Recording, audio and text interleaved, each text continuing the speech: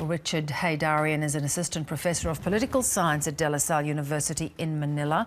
He's also the author of books on foreign policy in the Asian region, and he joins us live tonight. Richard, thanks very much for making time to talk to us.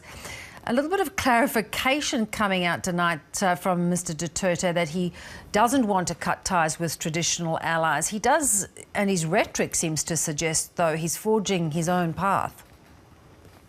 Well, such statements, unorthodox statements from the Filipino leader should not come as a surprise, because a few days after winning the elections in May, he said that he's going to chart a new independent foreign policy and made it very clear that the Philippines should be less dependent on the United States. And over the past weeks, he has been in a dust-up with President Obama over the human rights issues. So in many ways, we have to take his statements with a grain of salt. It's not clear whether this statement is a policy statement.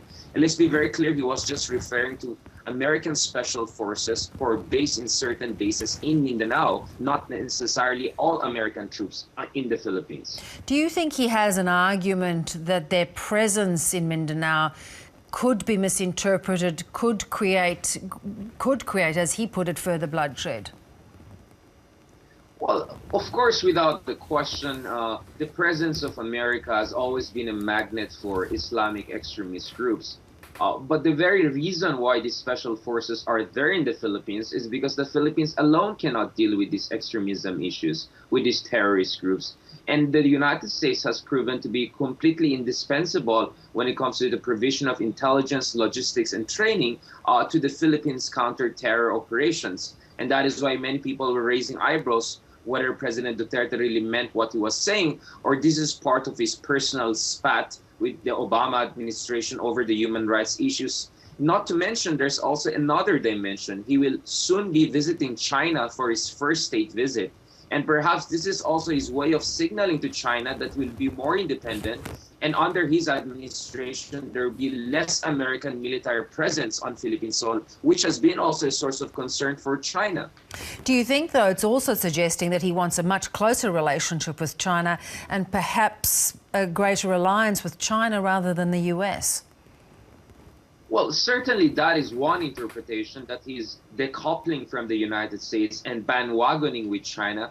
But I think that's very difficult if ever he really wants to do that, which I doubt that, because the Philippine military, the Philippine bureaucracy is very much entwined with the United States and very antagonistic towards China. So he will be undermining his own political capital if he decouples from the United States and embraces China.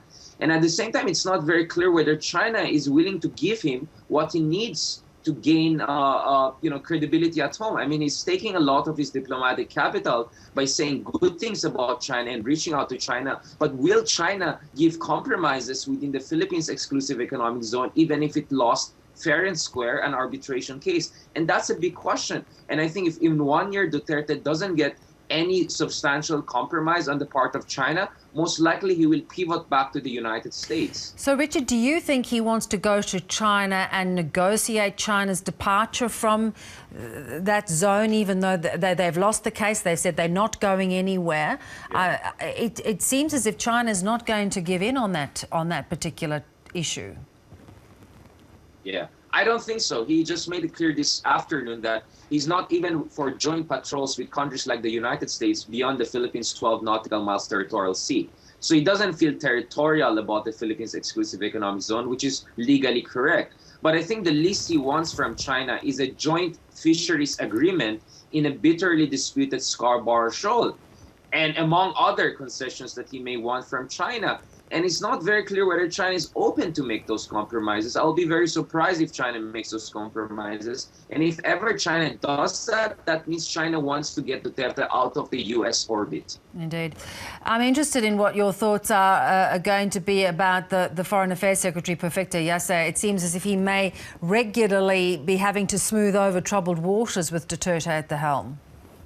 I think the whole communications team of President Duterte have been struggling. I mean, one of the jests is that this is like keeping up with the Kardashians. There's always a new event, new development every moment. He's a very colorful president, and sometimes it's very difficult to explain or quote-unquote spin him.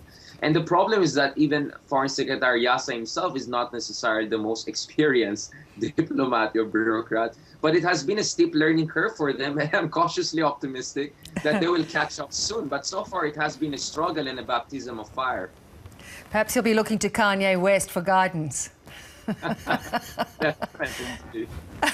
Lovely to get your thoughts. Thanks, Richard. My pleasure.